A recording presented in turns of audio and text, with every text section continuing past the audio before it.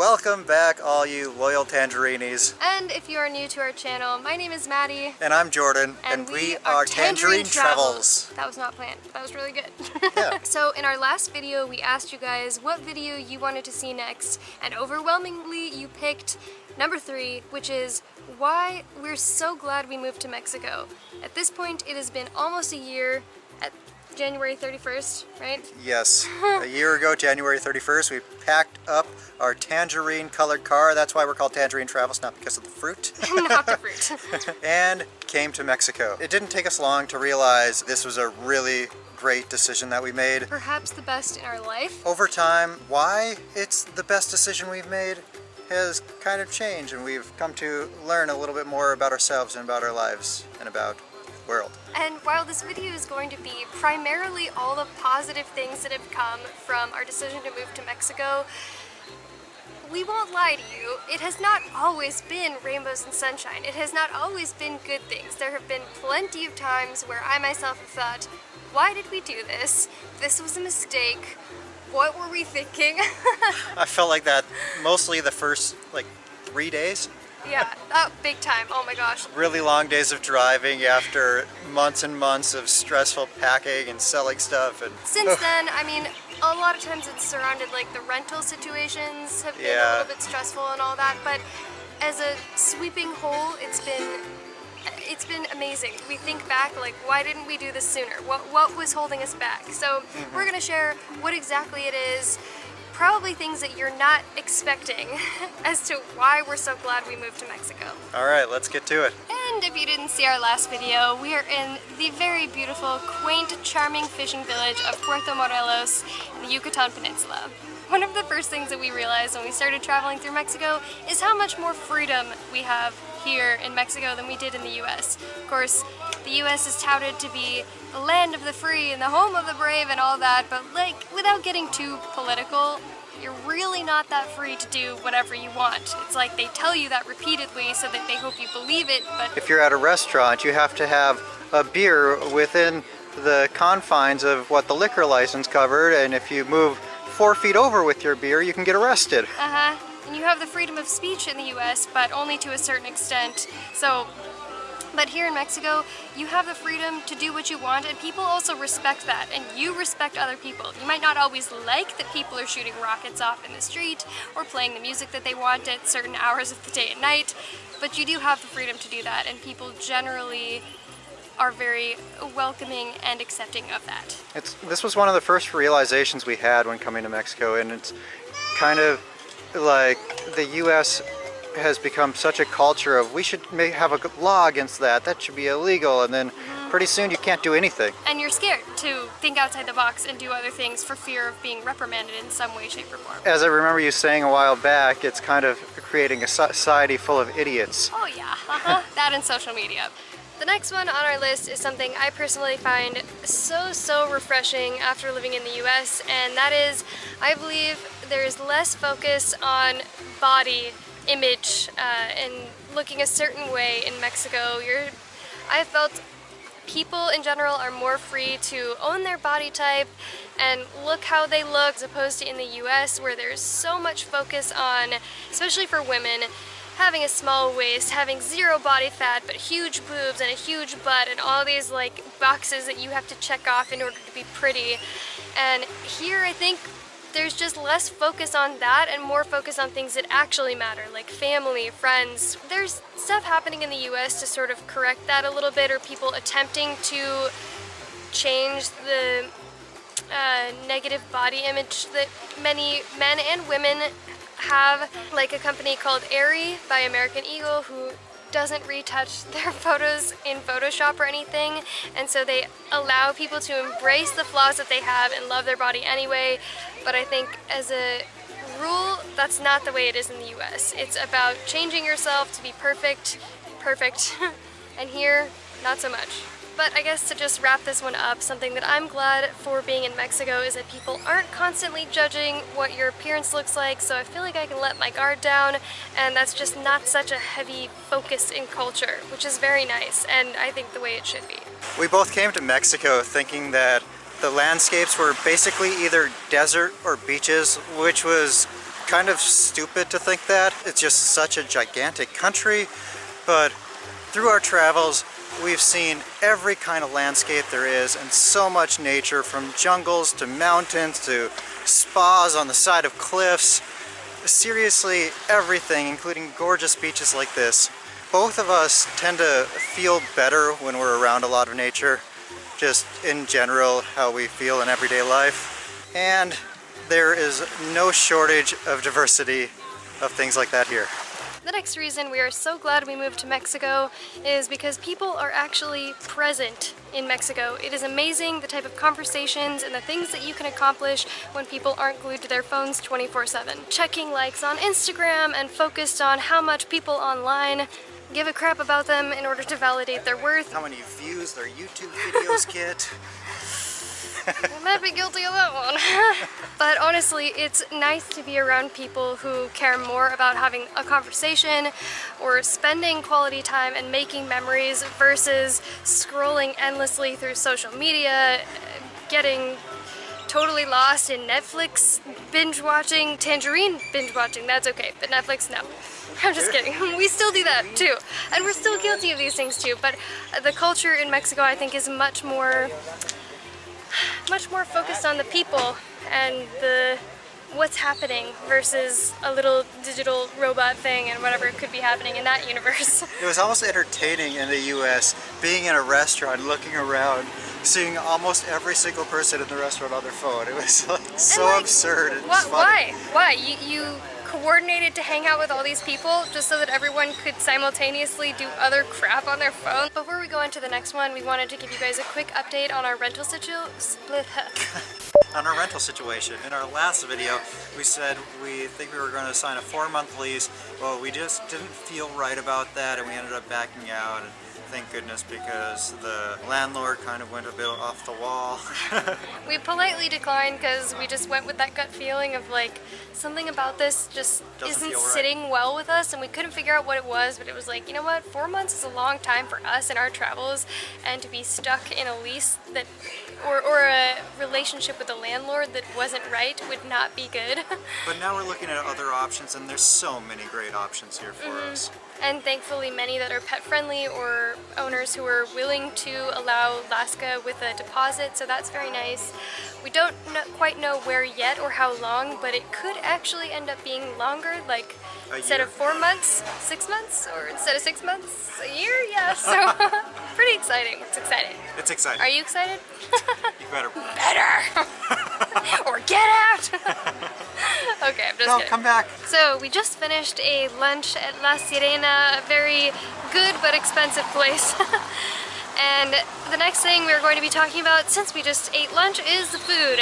At this meal I had eggs and dairy and meat, 3 things among many others that I was not able to eat when in the United States still. At the time of leaving, I was basically limited to eating about 5 foods, including cauliflower, purple cabbage, rice, olive oil, and a few spices. Guys, that is no exaggeration. She was miserable.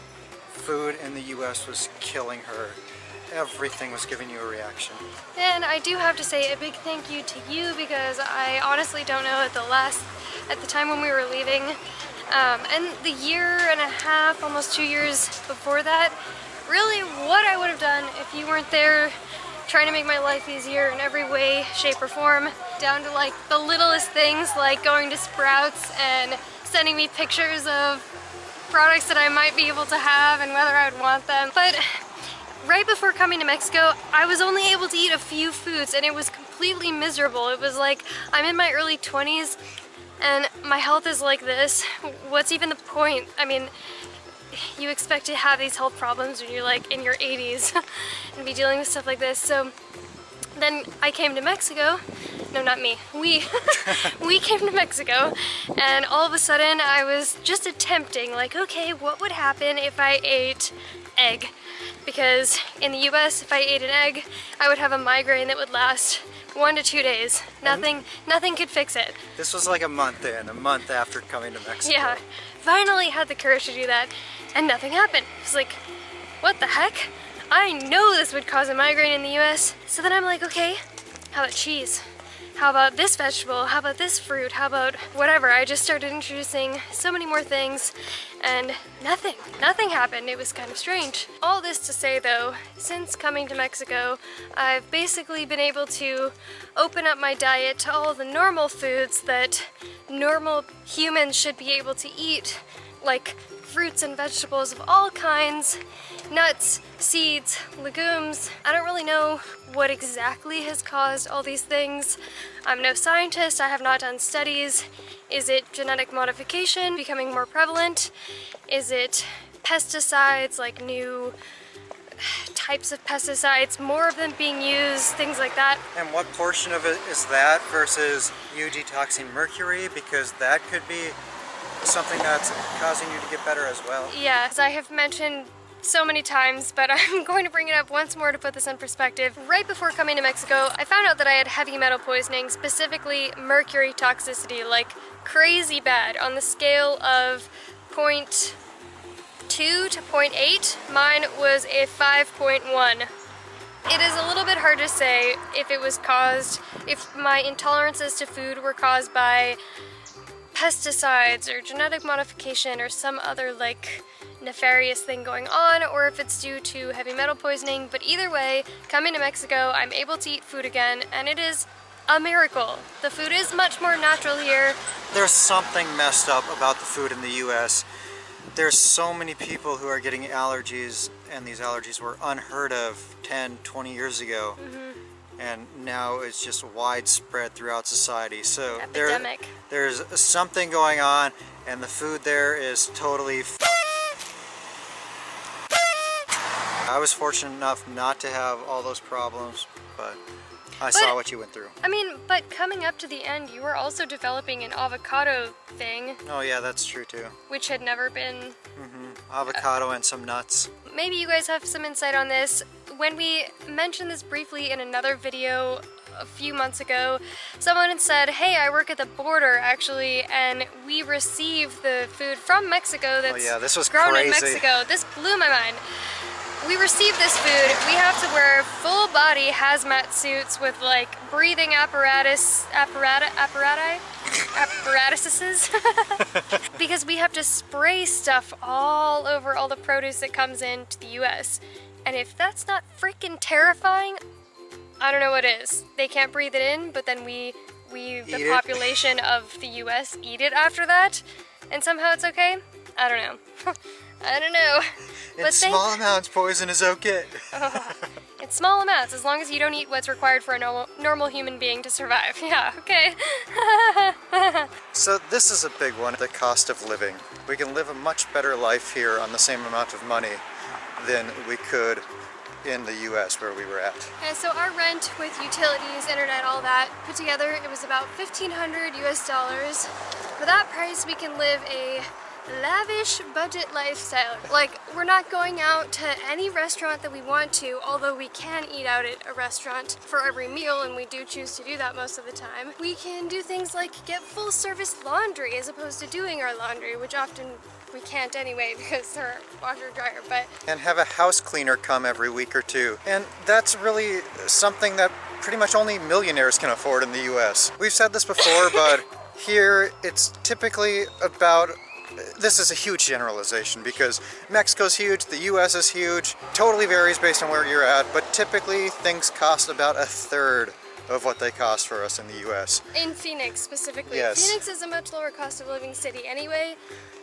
And then, of course, this is not comparing Phoenix to a place like Playa del Carmen, the most expensive place in Mexico we've experienced, but like you said, as a general rule, probably about a third, except for some things like electronics. And just to put this whole budget, lavish lifestyle thing in a nutshell, what can we really get for about the price that we were paying for rent and utilities back in the US? Rent and utilities, eating out for every meal. Not expensive restaurants, but at cheaper restaurants we can do that. We can get our clothes washed at lavanderias, gas, House cleaner, maybe tolls. Tolls can be expensive, so Gas we could definitely throw in that budget, but Basically, what we consider living a very, very good life, yeah. we can do it on just what our rent and utilities cost in Phoenix. Yeah, I would pretty much say we want for nothing, and this is exactly the type of life I would want. To be perfectly honest, I've never strived to be a millionaire or have a ton of money or drive a really fancy car, although I think my car is kind of fancy. It's not an expensive car though.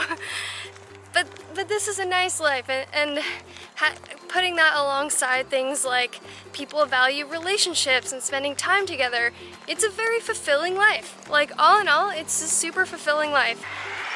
So, totally unrelated to this video, we're gonna be walking in this convenience store. Back when we were living in Guadalajara, we asked how the heck do you pronounce this, because it's nothing, we imagined it was nothing like the way you would say an English word, and people were like, oh, it's as if you were saying oak, as in the type of tree, so, the connective word, so.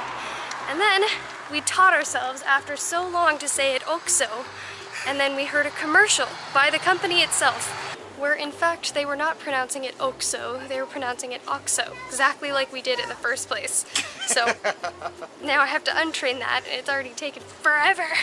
And we just noticed something so Mexican in there. There's like a fresh produce rack, and it's stocked very well. Very well. It's stocked very Mexican. It has onions, tomatoes, and limes. So if you ever need to make some emergency salsa. So our budget and expenses sort of lead us into the next one on our list, and that is, in Mexico, it is far less materialistic, which we view as a good thing. I'm sure most people would view that as a good thing. Whether it's because they don't have the money or not, people are just not buying stuff all the time, unnecessary stuff. And that really helps with our budget, because we don't really buy things. Yeah, we're not buying clothes all the time. We're not buying two-day crap off of Amazon. Like, that, honestly, I don't really think I was buying that much stuff off of Amazon, but breaking the habit of like, oh, I'll just get it on Amazon took a while. And there is Amazon in Mexico, but like a two-day quick shipping thing, that's not really a thing. And a much smaller selection. And a much smaller selection, yes. So we like that. It allows us to focus on things that actually matter, like making memories here in Mexico versus buying things that seem like they would make us happy or fulfill us in some way, but at the end of the day, do not. And speaking of making memories in Mexico, during this year, moving to Mexico, this has been the most memories that we've made, the most things that we've done and experienced and tasted and people that we've met, than probably the whole rest of our lives combined. Yeah, it's been incredibly fulfilling and amazing. I can't believe the number of things we've done here. Yeah, still blows my mind to think that it's only been a year, but it's also been a year. It's long. It's felt long and short at the same time. Long in the sense, I can't believe we've done so much, and short in the sense, I can't believe it's already been a year. I don't know about you, but I'm very thankful for this year, because I know if we hadn't done this, we would be living our very routine lives, working every day, taking the occasional weekend trip, and maybe a trip to Europe for a conference every year. Working every week of the year, except for a few fun weeks, and living the whole life, boring, blah. I'm glad we did this for that reason alone. So when we say we can eat out for every meal, it's not always a fancy place. In fact, it's usually not. It's usually a place more like the one we're at right now, in which I ordered eggs with bacon, and then we get coffee, and then an agua fresca, and all of that in total is 60 pesos. So it becomes a lot easier to eat out when you can get a huge meal for $3. Okay, Laska, you take it from here.